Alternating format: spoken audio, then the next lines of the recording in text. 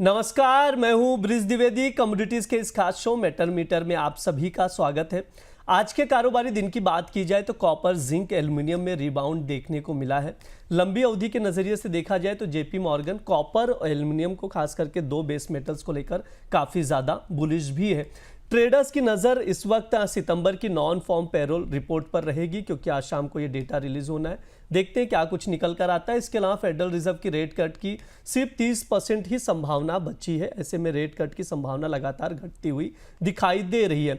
ऐसे में ट्रेडर्स की कॉपर, जिंक, लेड, एल्युमिनियम जो तमाम बेस मेटल्स है, इसमें क्या स्ट्रैटेजी होनी चाहिए, किस मेटल में दांव लगाया जा सकता है, इन्वेस्टर्स क्या रणनीति अपनाए, इस पर बातचीत करने के लिए हमारे साथ जुड़ रहे हैं थ्री ट्रेंड एल्गोटेक रिसर्च एंड एल्गोटेक के डायरेक्टर मयंक कुमार गुप्ता जी। मयंक सर, बहुत बहुत स्वागत है आपका द बोनस में। Thank you so much brace sir, thank you for the invitation.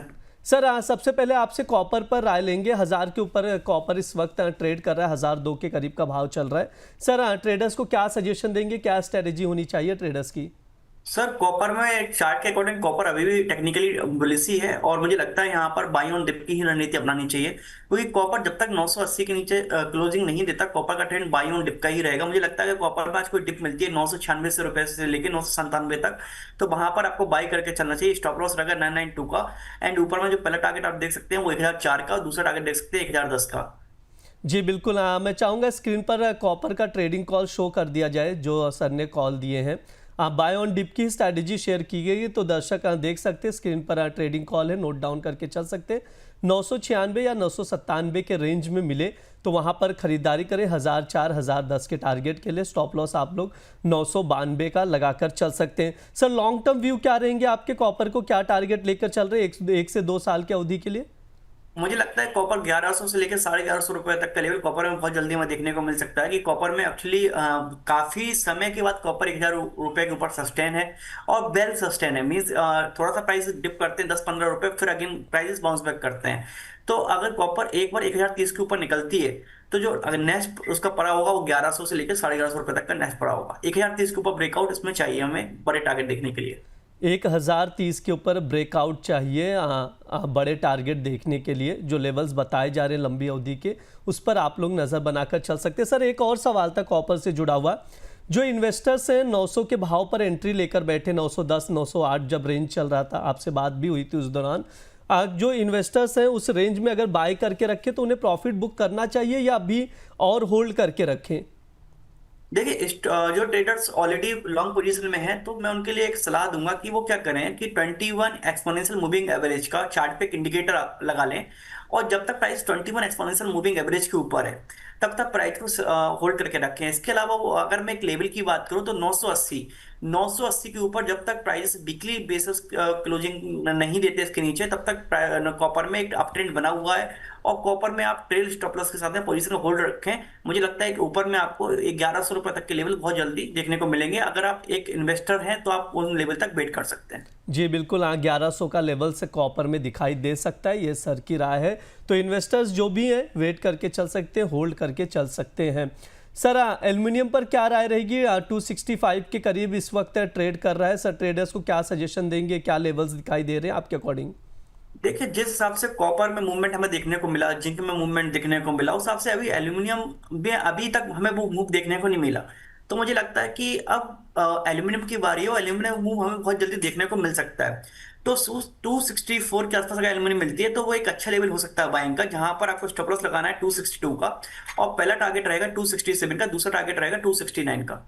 जी बिल्कुल। एल्युमिनियम में बाय की सलाह दी जा रही है, ट्रेडिंग कॉल स्क्रीन पर शो किया जा रहा है, बाय करके चल सकते हैं। अभी 265 के करीब ट्रेड कर रहा है, यानी थोड़ी सी अगर गिरावट आती है 1 रुपये की गिरावट पर 264 के करीब खरीदारी करें। 267 फर्स्ट टारगेट रहेगा, 269 सेकेंड टारगेट रहेगा, 262 का स्टॉप लॉस लगाकर यहाँ पर बाय ऑन डिप की स्ट्रैटेजी एल्युमिनियम में बनाकर आप लोग चल सकते हैं।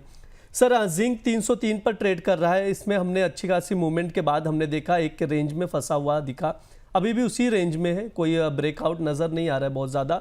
सर, ऐसे में क्या सजेशन रहेंगे, ट्रेडर्स क्या स्ट्रैटेजी बनाए जिंक में? देखिए, जिंक की अगर बात करूं, टेक्निकल चार्ट पे ऑलरेडी जिंक 300 के ऊपर बेल सस्टेन है और ऐसा पिछले कई सालों के बाद हुआ जब जिंक 300 रुपए के ऊपर टिका हुआ है। तो ये एक पॉजिटिव साइन है जिंक के लिए। अगर जिंक में थोड़ा सा डिप मिलता है 301 के आसपास, तो वहां पर आपको बाई करके चलना चाहिए। स्टॉप लॉस रहेगा 298 का, और पहला टारगेट रहेगा 304 का, दूसरा 307 का। मींस बाई ऑन डिप की ही रणनीति अपनानी चाहिए, कोई भी शॉर्ट सेलिंग से भी बचना चाहिए।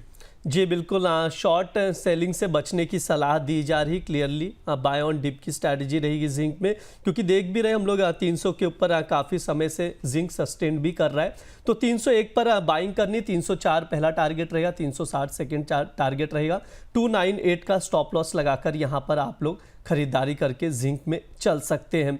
सर लेड भी एक रेंज में ही रहा है, 6-7 रुपये की मूवमेंट पर, अभी 179 के करीब हम लोग देख रहे हैं।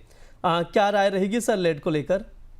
सर लेड में 178 का एक स्टॉप लॉस, सॉरी 178 का एक सपोर्ट रेंज है, तो उस पर वॉच करना चाहिए कि 178 के ऊपर लेड टिकता है कि नहीं टिकता, क्योंकि लेड में जो वॉल्यूम है वो कम है, लेड 5-7 रुपए में ही मूव करता है।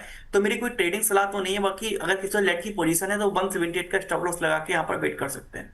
और सर निकल पर क्या व्यू रहेगा? निकल पे हमने काफ़ी ज़्यादा नरमी देखी, हमने 4500 का भी लेवल्स देखा था, वहाँ से 1310 के लेवल पर आ गया है सर। डाउन साइड ही प्राइजेस जा रहे लगातार। निकल में सर 1250 से लेके 1250 से लेके 1260 एक स्ट्रॉन्ग सपोर्ट जोन है।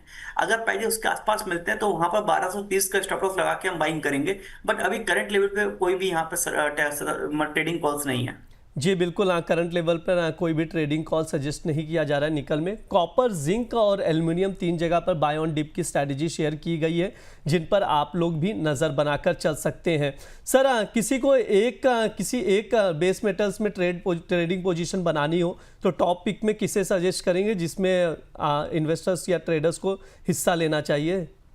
तब मुझे लगता है जिंक एक टॉप पिक आज के लिए हो सकती है। जिंक में जो भी ट्रेडर्स अगर एक मेटल में ही पोजीशन बनाना चाहते हैं, तो उनको जिंक में बाय ऑन डिप की रणनीति अपनानी चाहिए। जिंक एक यहाँ से अच्छा मूव दिखा सकता है।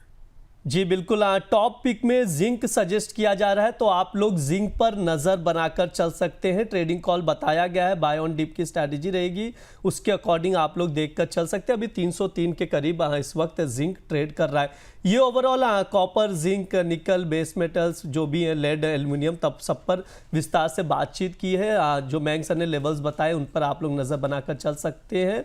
जो चीज़ें बताई गई, जो समझाई गई, वो आप लोग ध्यान ज़रूर रखें। सर आपकी ओर से कोई डिस्क्लेमर? जी जी सर, बिल्कुल वरिष्ठ सर। जो भी यहाँ पे ट्रेडिंग कॉल डिस्कस की गई है वो टेक्निकल चार्ट के बेसिस पर है, और साथ ही साथ यहाँ पे मेरी कोई पर्सनल पोजीशन नहीं, ना तो मेरी फैमिली कोई पोजीशन है। अगर कोई भी आपको ट्रेड डिसीजन लेना चाहते हैं तो पहले खुद चार्ट पे एनालिसिस करें, और साथ ही साथ फाइनेंशियल एडवाइजर से जरूर कंसल्ट करें। जी सर, बहुत बहुत शुक्रिया सर आज की चर्चा में जुड़ने के लिए। थैंक यू वरिष्ठ सर फॉर दिन में, थैंक यू।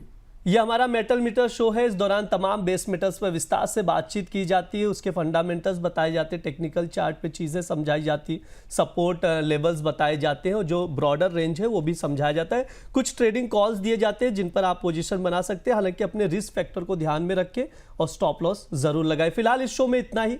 आप लोग बने रहिए द बोनस के साथ। धन्यवाद।